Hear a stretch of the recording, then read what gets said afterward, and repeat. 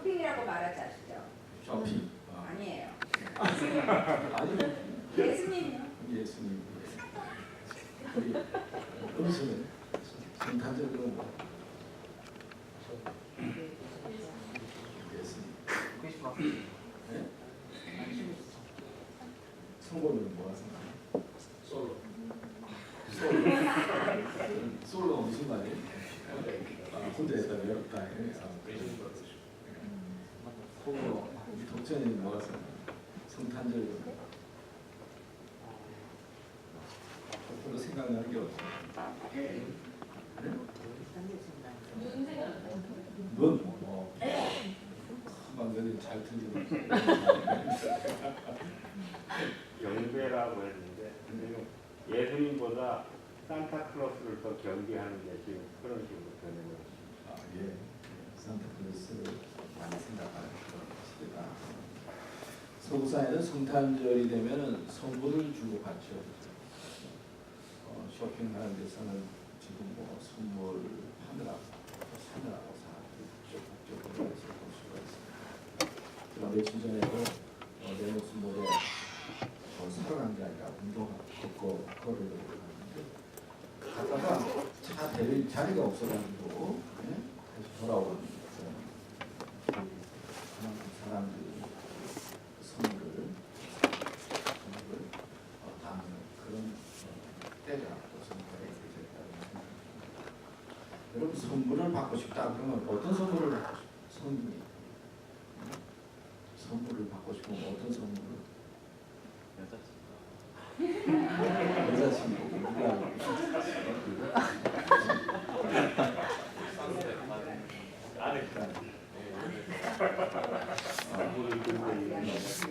너무 오래돼가지고 생각 안 해봤는데 아마 지금 이야기한 것처럼 솔로인 사람들은 좀 뭐 여자친구라든지 남자친구가 생겼으면 좋겠다 그런 마음을 갖게 됐죠 사실.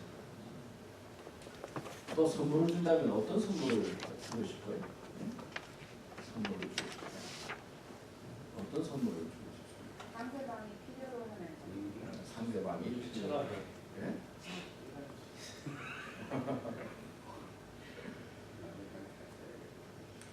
성탄절은 우리가 아는 대로 예수님이 태어나신 날을 기억하고 기념해서 지키는 절기입니다. 12월 25일. 정확하게 예수님이 언제 태어난지는 몰라요. 근데 12월 25일이 하여튼 로마의 이교도의 축제였는데 그날을 예수님이 태어난 날로 기독교가 정하고 또 날을 정해서 예수님의 그 오심을 기억하고 또 앞으로 오실 예수님을 생각하고 어떻게 예수님을 잘 믿을까 또 믿음으로 사는 게 어떤 것인가 질문하면서 보내는 절기로 성탄절을 정해서 지키게 되었습니다.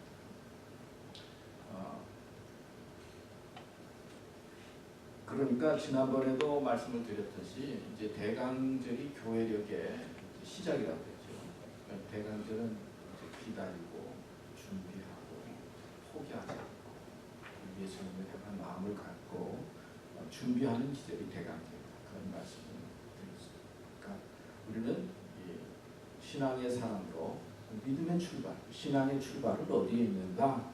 예수님을 향해서 소망을 갖고 기다리고 준비하고 또 믿음을 포기하게 만드는 일들이 많이 있는데 믿음을 포기하지 않고 끝까지 예수님을 향한 마음을 갖고 또 찾는 마음을 갖고 사는 것 그런 것이 믿음의 소중한 것이고 또 성탄절을 맞이해서 우리가 가져야 할 신앙의 자세가 하는 것을 우리가 알 수가 있습니다.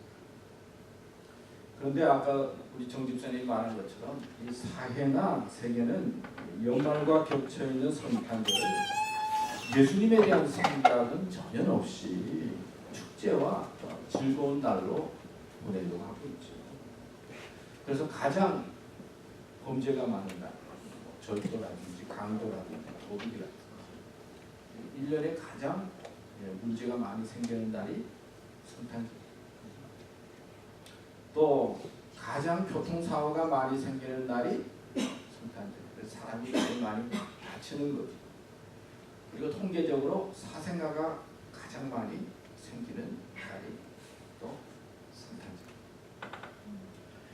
그러니까 신앙적으로 생각해 보면 가장 거룩하고 예수님을 향해서 기다리면서 보내야 할 이 성탄절이 어떻게 생각하면 가장 범죄도 많고 그리고 사생아도 많고 가장 문제가 많은 그런 사회적이고 세속적인 날로 변한 것을 우리는 삶의 현장에서 볼 수가 있는 것이죠. 즉 크리스마스는 예수 그리스도에게 예배한다 그런 크리스라고 하는 예수님과 마스가 합쳐진 말이죠. 근데 다른 말로 표현하면 크리스마스를 엑스마스라고 그러죠. 엑스마스는 엑스라고 하는 말은 수학적으로 미지수죠. 그러니까 무언가 알 수 없는 그 세속의 영에 의해서 지배되는 그런 때가 되었다는 거예요. 그렇기 때문에 우리도 성탄절을 맞으면서 자신을 잘 돌봐야 합니다. 미지수 X라고 하는 것에 지배되어져서 그러니까 세속과 어떤 그 알 수 없는 것에 뭔가 지배되어져서 남들처럼 뭔가 이렇게 막 같이 어울려서 지내고 싶고 뭐 좀 이렇게 막 마음대로 자유하고 싶고 뭐 타락하고 싶은 그런 영, 어떤 그 X의 영에 지배되는 그런 성탄절이 아니라 예수님의 영, 성령에 의해서 지배되는 그런 연말로 또 성탄절의 때로 보내야 된다 하는 것이죠. 여러분 그리스도인으로 성탄절을 어떻게 보내야 하겠습니까? 그리고 어떻게 해야 성탄절을 아름답게 보낼 수 있을까? 크리스마스가 예수님께 예배하는 것이다 그런 말을 했죠. 예수 마스는 예배 그런 뜻을 가지고 있는데 성탄절을 가장 잘 보내는 것은 주님께 예배하면서 보내는 것이다 그렇게 표현할 수가 있어요. 물론 선물 교환도 하고 쇼핑도 하고 데이트도 하고 또 뭐 자기가 할 수 있는 건 잘하지만은 가장 하나님께서 원하시는 성탄절의 모습은 주님을 찾아서 예배하고 경배하는 데 있다 그렇게 말씀드릴 수가 있습니다. 여러분 예수님이 태어났을 때 가장 먼저 온 사람들이 누군지 아십니까? 누가 먼저 왔죠? 목자들이 먼저 왔어요. 밤에 양을 치고 있는데 천군 천사들이 나타나서 앞으로 우리를 구원할 구세주가 나셨다 그러면서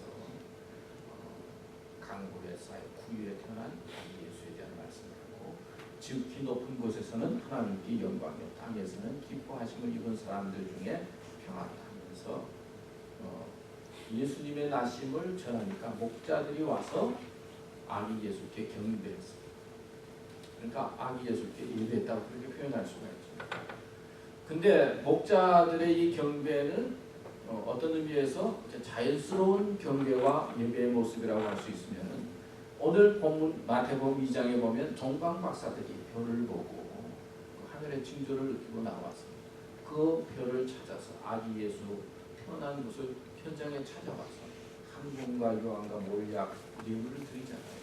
동방 박사의 그 경배의 모습이 어떤 면에서 생각하면 예배의 모습이고 또 우리가 생각하는 예배의 모습 중에서 형식적이고 온전한 예배의 모습이다 이렇게 표현할 수가 있어요.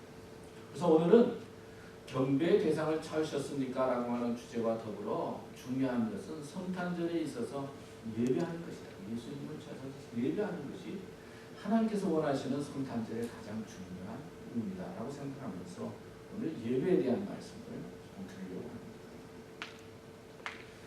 어떻게 예배해야 될까요? 예배 드리는데 우리가 알아야 할 것이 무엇일까요? 동방박사의 모습을 통해서 제가 세 가지로 말씀을 드리려고 하는데 첫째는 예배 대상에 대한 지식이 있어야 됩니다. 예배 대상이 누구입니까? 예수 그리스도이고 하나님, 성령 그렇게 표현할 수가 있는데 오늘은 아무나 경배하고 아무에게나 예배할 수가 없어요. 내가 예배하는 대상이 누구인지 알아요. 예배에 대한 지식뿐만 아니라 예배에 대한 대상에 대한 지식이 있어야 한다는 것이죠. 자, 동방박사들은 별을 연구하는 사람들이었어요. 별에 대해서만 아는 것이 아니라 별을 통해서 나타나는 하나님의 메시지를 알았어요. 그리고 별의 사인이 정말 확실하다고 믿고 별을 따라 움직여서 예수 그리스도를 아기 예수 그리스도를 만나게 됩니다.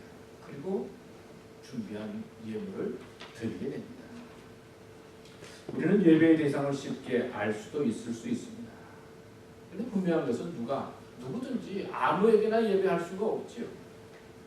정말 내가 예배할 수 있는 분이 누구인지, 예배하는 분이 나와 어떤 관계에 있고 어떻게 우리를 이끌고 있는지 확인하고 찾는 작업이 필요하다는 것이죠.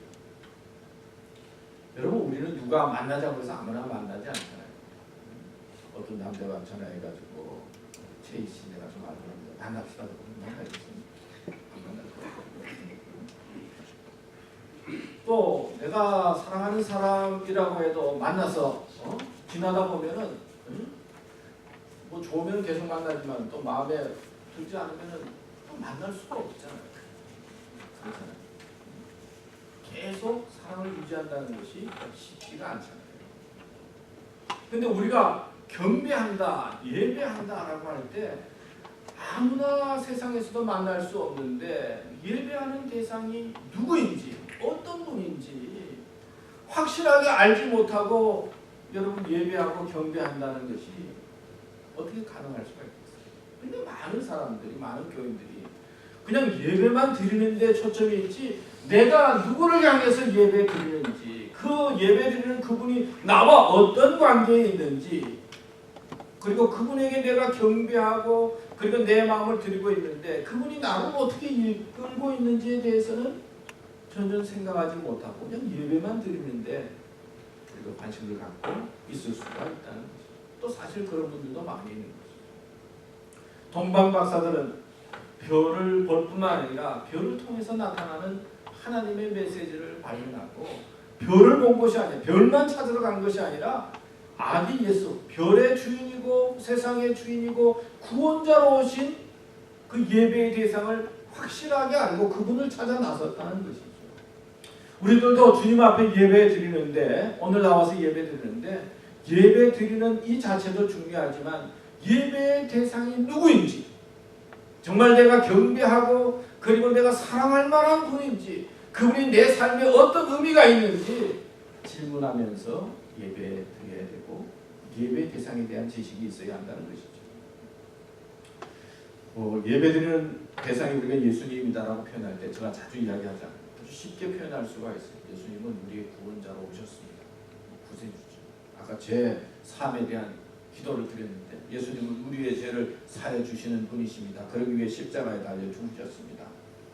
또 예수님은 우리 인간이 다 죽는데 영생이 있다는 것을 보여주시기 위해서 부활하셨어요. 예수 믿으면 영생이 있습니다. 그뿐만 아니라 예수 믿는 자에게는 마지막 때에 세상을 이길 수 있는 힘과 능력을 성령을 통해서 주십니다. 저 여러분들에게 여러 번 말씀을 드려요. 그 복음의 핵심이죠. 근데 이 복음이 마음으로 믿어지고 말이에요. 입으로 내가 예수님은 구주입니다라고 입으로 시인하는 자에게 하나님께서는 어떤 은총을 줘요? 구원을 허락해 주지. 마음으로 믿고 관심으로는 예수님은 나의 구세주입니다라고 입으로 시인하고 고백할 때 하나님께서는 우리에게 구원의 은총을 허락해 주십니다. 이게 복음의 핵심이에요. 근데 중요한 것은 이런 복음의 핵심을 내가 알지만은 그것이 나의 것으로 받아들여지느냐 하는 거예요. 그리고 그것이 내 마음속에 믿어지기 위해서 나는 어떤 노력을 하고 있느냐 하는 것이죠. 성경에 보면 하나님 앞에 예배하는 자가 신령과 진정으로 예배할지니라. 신령은요 성령이라고 말할 수 있어요. 하나님의 영으로. 그러니까 예배 드릴 때 내 어떤 지식만으로 예배 드리는 것이 아니라 기도하면서 하나님 제 기도를 들어주세요. 하나님 제가 이렇게 살았습니다. 용서해 주세요. 하나님의 영의 인도함을 받으려고 하는 자세가 필요하다는 거예요. 그 다음에 신령과 진정이라고 하는 말은 진실로 드리라고 하는 거예요. 거짓이 아니라 예수님에 대한 어떤 지식을 알고 또 예수님이 누구인지 알고 진실된 마음 그리고 진리의 마음으로 드리라고 하는 것이죠. 그런데 성령과 진실로 하나님 앞에 예배를 드려야 되는데 우리가 그런 자리에 있지 못할 때가 있어요. 그렇기 때문에 내가 드리는 예배의 대상인 예수님이 정말 누구인지 어느 주일은 믿어지는데 한 주간 동안 살다 보니까 싸우기도 하고 뭐 부부 싸움도 하고 또 친구하고 뭐 이렇게 하고 뭐 여러 인간적인 갈등 때문에 이 감정의 문제가 생기고 그러면은 또 예수님이 잘 믿어지지가 않잖아요. 세상 일이 막 힘들고 어려우면 계시는 것 같다가 안 계시는 것 같잖아요. 그러니까 주님 앞에 나와서 주님 내 자신이 이렇습니다라고 고백을 하면서 또다시 주일마다 예배 드릴 때 예배의 대상인 주님에 대해서 확실한 지식을 갖기 위해서 기도하며 그리고 말씀을 들으면서 하나님 앞에 예배 드려야 된다는 것이죠.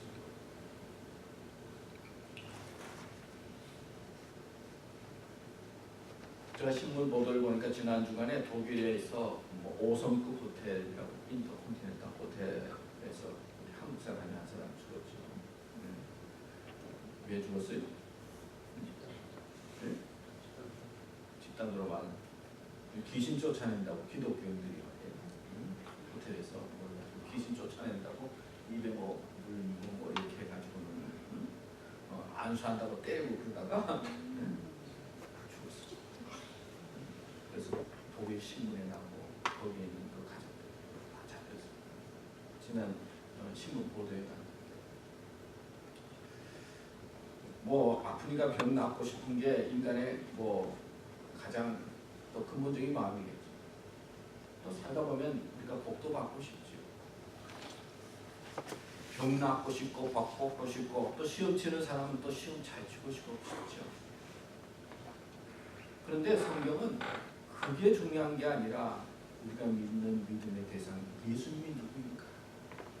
예수님에 대한 믿음과 확신을 가지고 신앙의 길을 가고 예수님을 닮아가려고 노력해야 한다는 것이죠. 오늘 아침에도 보도를 보니까 우리 이제 두 가지가 큰 게 제가 눈에 띄었는데 하나는 안철수 씨가 탈당을 했죠, 그죠? 그래서 막 그거 가지고 신문에 막 얼마나 많이 탈당하니까 야당이 뭐 나눠진다 뭐 그런 보도가 나왔어요. 뭐 탈당하고 뭐 안철수 씨가 뭐 그냥 뭐 당을 만든다 해서 사실 그게 뭐 큰일 나겠어요. 사실 그냥 그런 거죠. 뭐 큰일 난 것처럼 뭐 보도가 됐지만 뭐 큰일이에요 사실. 생각이. 또 모란봉 악단이 뭐 북한에 있는 모란봉 악단이 중국에 가서 공연을 하려다가 몇 시간 전에 취소하고 다시 북한으로 돌아갔다. 그것도 막 신문에 크게 났다. 또 그것도 생각해 보니까 뭐 그것도 뭐 큰일이야. 신문에는 막 그러게. 뭐가 큰일이야? 그냥 기사거리지. 기사거리지. 우리는 살다 보면은 그냥 내 삶 속에 일어나는 일이 큰 것처럼 막 보이고 막 보도하고 있지만은 넓게 믿음의 눈으로 보면 아무것도 아니에요 사실은. 아무것도 아닌데 막 큰 것처럼 막 무슨 세상에 큰일이 난 것처럼 그런다는 것이죠. 성탄절을 맞이하면서 세계와 세상을 바라보면서 변화하는 세상에 초점을 맞추기보다는 예수님이 누군가, 내가 경배할 대상이 누군가, 그리고 그 대상이 내 삶 속에 어떻게 역사합니까? 이것을 찾고 발견하고 그리고 그것이 소중한 것을 깨닫고 그 뒤를 따라가려고 합니다. 이게 성탄의 기저예요. 예배에 중요하다는 것입니다. 두 번째는 예배에 중요한 것은 헌신이 요구된다는 거예요. 헌신이 필요합니다. 한번 따라합시다. 헌신이 필요하다. 헌신이 필요하다. 예배에 대한 대상을 안다고 해도 그분에게 나아가기 위해서는 헌신과 희생이 요구됩니다. 예수님의 삶 속에 가장 중요한 것은 십자가인데요. 십자가는 무엇입니까? 인간을 가장 괴롭히면서 죽이는 사형 도구가 십자가입니다. 가장 인간에게 아픔을 주면서 고통을 주면서 죽이는 도구가 십자가입니다. 사형들이잖아요. 하나님은 예수님을 구원자로 이 세상에 보냈어요. 그냥 고난과 아픔 없이 막 쉽게 그냥 우리를 구원할 수 있을 거예요. 뭐 십자가라고 하는 사건 없이 예수님이 십자가에 달리지 않고 아주 편안하게 그냥 구원의 길을 제시할 수 있었을 텐데 하나님께서는 예수님을 십자가에 달리게 하셨어요. 할 수만 있거든 이 잔을 내게서 거두시옵소서. 예수님이 그렇게 기도했잖아요. 할 수만 있으면 피하고 싶은데 말이에요. 우리들도 살다 보면요, 할 수만 있거든 좀 이거 좀 안 하면 좋겠습니다. 할 수만 있으면 좀 이런 일 좀 안 하면 좋겠고 참 이렇게 안 살면 좋겠는데 뭐 그럴 때가 있어요. 그래도 해야 돼요. 그래도 견뎌야 되고 그래도 시험 쳐야 되고 그래도 끝까지 더 있어야 돼요. 그게 인생의 모습이에요. 동방 박사들도 보면 기록에 보면은 먼 길을 왔다고 그랬잖아요. 학자들에 의하면 한 달쯤 1600km 정도 떨어졌을 것이다. 그렇게 한 달쯤 한 달 이상 나귀를 타고 준비를 해가지고 그리고 그 별을 보고 찾아왔어요. 쉽게 생각하면 바로 옆 동네에 동방 박사가 있어가지고 말이에요. 별 보고 바로 찾아와서 그냥 바로 예배드리고 경배할 수 있었을 텐데 한 달 이상 짐을 꾸려가지고 도적도 많고 길도 어려운데 나귀를 타고 동방 박사는 몇 사람이에요? 3명? 그렇게 대답할 것 같아서 내가 물은 거예요. 사실은 성경에 동방 박사가 몇 사람인지 안 나와 있어요. 그냥 황금, 유황, 몰약을 드렸다 그러니까 3사람일 것이다 라고 하는 거지 몇 사람인지 몰라요. 그리고 또 한 달 동안 찾아왔으니까 아기 예수 바로 현장에서 드렸는데 아기 예수가 좀 컸는지 한 달쯤 됐는지 하여튼 몰라요. 찾아와서 예배를 드렸는데 그냥 쉽게 드리지 않았다는 거예요. 고난과 삶의 어려움을 겪으면서 나와서 아기 예수께 또 황금과 유황과 몰약을 준비해서 드렸다는 것이죠. 여러분 예배 드린다 오늘 여러분이 나왔지만은요 쉬운 것 같지만 쉬운 일이 아니에요. 한국이나 미국의 이 땅에서는 우리가 예배 이렇게 쉽게 드리지만은 참 어려운 곳에서는 예배 드리는 일이 쉽죠. 또 쉽다고 해도 또 다른 말로 표현하면 오늘 시험 기간이니까 안 나온 친구들도 좀 있잖아요. 또 우리 성범이는 거의 밤새고 왔다고 지금 눈이 지금 감겼다. 여러분들 나와서 예배를 드린다라고 하는 것이 그냥 시간이 남아서 드리는 게 아니잖아요. 저도 아침에 온다고 이거 다 챙겨가지고 아침 거 없나 다 확인해가지고 또 실어가지고 그래가지고 준비해가지고 오잖아요. 그 예배는 그냥 드리는 것 같지만 예배에는 헌신이 포함되어야 된다는 거예요. 신앙의 길을 간다, 하나님의 길을 간다라고 하는 그 중심에는 그냥 쉽게 그게 아니라 그 속에는 주어진 헌신과 노력과 희생이 있다라는 거예요. 우리가 예배드리는 이 예배 속에 그런 헌신과 희생이 있어야 된다는 것이죠. 지난 주일날 우리 찬양팀한테 저희를 말씀이야 너희들 찬양하라고 수고하는데 참 잘 살 거다. 너희들은 참 잘 살 거야. 고맙습니다 그러더라고요. 공부를 잘하든 못하든 내 경험상으로 지내보니까 똑똑하든 안 똑똑하든 사람이 성실하고 자기 맡은 착실하게 하는 사람은 어떤 자리에 있든지 어떤 상황에 있든지 잘 살게 돼 있어요. 특별히 빚 안 지고 어려움 없이 산다. 그러나 좀 스마트하고 생활 습관이 좀 제대로 안 잡힌 친구들은 혹시 잘하면은 좋은 어드밴티지가 있겠지만은 이게 올라갔다 내려갔다 그래요. 변동이 많아요. 잘 된 애들도 잘 되지만은 내면을 보면 습관이 제대로 되지 않으면 갈등이 많고 문제가 많이 생겨요. 그러나 자기 맡은 일에 그저 착실하게 그리고 열심히 그리고 꾸준하게 자기 맡은 일을 감당하는 사람이죠. 제가 보니까요 잘 살게 돼 있어요. 그게 중요하죠. 우리가 하나님 앞에 나올 때 어떤 상황이 있든지 이러든지 저러든지 어떤 일이 있든지 꾸준하게 착실하게 주님 앞에 나와서 예배드리는 자에게는 하나님께서 주시는 축복과 은혜가 분명히 있어요. 하나님께서 함께 해주시는 역사가 있어요. 예수님은 사마리아와 여인을 향해서 너희가 온전히 예배할 때가 온다 그런 표현을 예배도 우리가 온전하게 드린다라고 생각하고 싶지만은요 온전하게 드리지 못할 때가 많이 있어요. 그래서 뭐 세상이 복잡해요. 여기 앉아 있지만은 이상하게 또 세상을 생각하면서 그렇게 하십니다. 하나님께서는 어느 순간 하나님 앞에 온전히 예배하게 만드는 때가 온다는 거예요. 저도 그래요. 막 세상에서 바쁘게 지나고 또 뭐 세상에 살아가면서 여러 가지 실수도 하고 부족함을 느끼다가도 주님 앞에 나와서 예배 드릴 때 어떻게 하면 내가 온전히 예배 드릴 수 있을까? 그런 마음이 크죠. 하나님께서는 여러분들이 온전히 예배 드리는 때가 오도록 이끌어 주시고 그 다음에 또 중요한 것은 동방 박사들이 예배 드릴 때 경배할 때 뭘 준비했죠? 황금과 목약을 준비하는 마음이 필요하다. 그냥 아기 예수를 찾아가는 것이 아니라 그냥 예배드리는 것이 아니라 무언가 마음의 준비를 해서 정성껏 준비해서 하나님 앞에 예물을 준비해서 그리고 경배했다 하는 말씀이죠. 저는 우리 교회를 보면서 참 감사하다는 생각을 많이 해요. 우리 교회도 이제 이때까지 축복해 주셨고 앞으로도 축복해 주실 것이다. 또 학생들도 나름대로 헌금 열심히 하는 친구들이 있어요.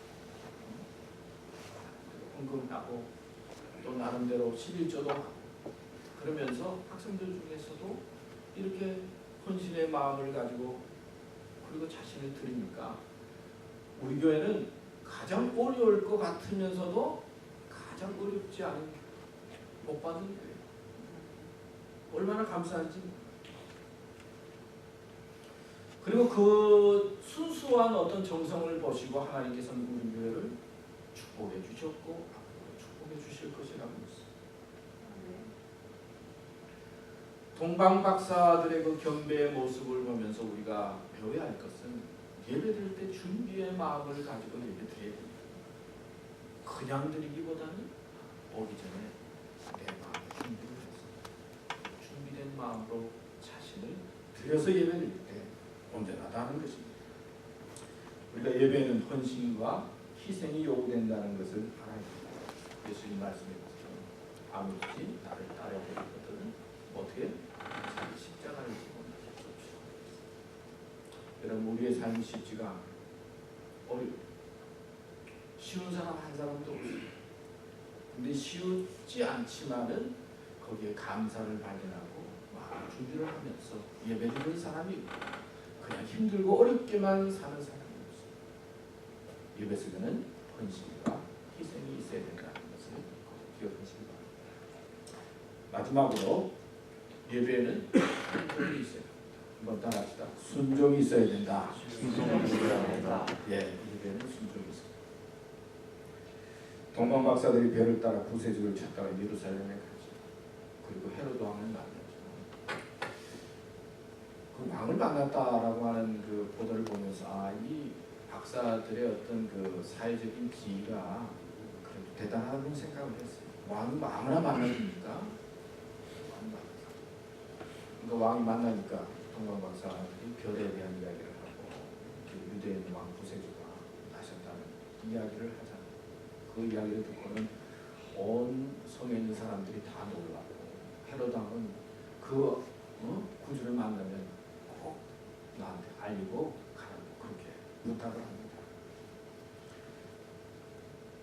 그런데 동방 박사들이 아기 예수를 만나고 난 다음에 경배를 하고 그리고 천사의 지시를 받아서 헤로드 왕을 만나지 않고 갔다 하는 것이 성경의 내용이죠. 오늘 이제 제가 설교 말씀을 준비해서 보니까 너무 쉬운 것 같아요. 아주 쉽게 여러분들에게 많이. 자, 천사의 말을 듣고 꿈에 지시를 받아서 헤롯 왕을 만나지 않고 다시 공부로 돌아간다. 이제 하는 이야기가 나오잖아요. 헤롯 왕이 이 사실을 알고 난 다음에 화가 나는 거는 그 동네에 있는 아기 두 살의 아기를 죽였다는 기록이 나옵니다. 자, 왕의 말을 듣는 게 낫겠어요? 꿈에 천사의 말을 듣는 게 낫겠어요? 우리는 권력 있고 능력 있는 자의 말을 잘 듣고 싶어요. 또 그 사람들을 통해서 뭔가 관계를 맺고 싶어하는 것이 인간의 마음이에요. 그러나 동방 박사들은 왕을 만나지 아니하고 하나님의 말씀에 순종해서 다시 봅니다. 예배의 완성은 순종이라고 할 수 있어요. 예배는 예배로서 끝나는 게 아니라 그 다음에 말씀을 들은 다음에 그 말씀에 따라서 순종할 때 예배가 온전해지고 완전해진다는 말씀이죠. 예수님께서 이 세상에 오신 사건은 기쁨의 사건이었어요. 많은 백성에게 구원의 기쁨을 주시기 위해서 오셨어요. 그러나 헤롯 왕은 예수님의 오신 소식이 기뻤어요, 안 기뻤어요? 기쁘지 않았어요. 기쁨이 될 수가 없었어요. 도리어 왔다는 소식을 듣고는 두려운 마음이 생기고 그 다음에 불안해서는 그 다음에 아기 예수를 죽이기 위해서 아기들을 죽이지 않습니다. 어떤 사람에게는 예수님이 기쁨의 소식이 되어지고 그리고 즐거움의 사건이 되어지지만은 어떤 사람에게서는 두려움과 불안과 염려의 사건이 되는데 어떤 사람입니까? 제 가운데 있는 사람, 자기의 기득권을 지키려고 하는 사람, 그리고 자기의 욕망과 이익으로 가득 차 있는 사람들은 예수님의 오심의 사건을 기쁨으로 받을 수가 없어요. 예수님께서 말구에 오셨잖아요.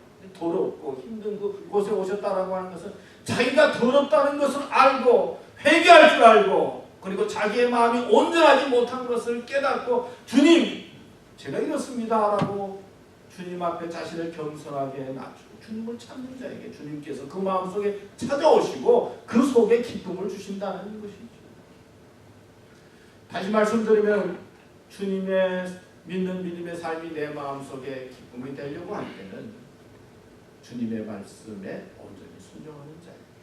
그리고 예배 드려서 말씀 들을 때 또 성경 공부를 통해서 말씀이 들려질 때 그 말씀에 순종하고 말씀 따라서 되어가려고 하는 자에게 기쁨이 있고 구원과 축복이 있다는 말씀입니다. 성탄의 계절이 되었습니다. 성탄의 계절에 어떻게 하면 가장 잘 보낼 수 있을까? 성서적으로 보면 주님 앞에 예배 드리는 것. 예배 드릴 때 예배의 대상에 대한 지식이 있어요. 그러니까 아무나 경배하고 아무에게나 순종할 수가 없어요. 그리고 헌신과 희생이 요구된다는 것을 알아요. 마지막으로 온전한 예배는 말씀에 대한 순종이 제사보다 낫다. 순종이 예배보다 낫다. 그 말씀에 순종할 때 예배가 온전해지고 그리고 우리가 온전하게 주님을 따르는 믿음의 사람이 될 줄로 믿습니다. 하나님 말씀 주셔서 감사합니다. 말씀 마음속에 꼭 지키도록 인도해 주시옵소서. 예배 드리는 것이 얼마나 소중한가 알게 해주시고 또 예배를 드릴 때 우리가 어떻게 해야 될지 저희들이 오늘 말씀을 통해서 깨닫고 믿음으로 순종하고 따르는 삶이 되도록 도와주시옵소서. 예수님의 이름으로 기도드렸습니다. 아멘.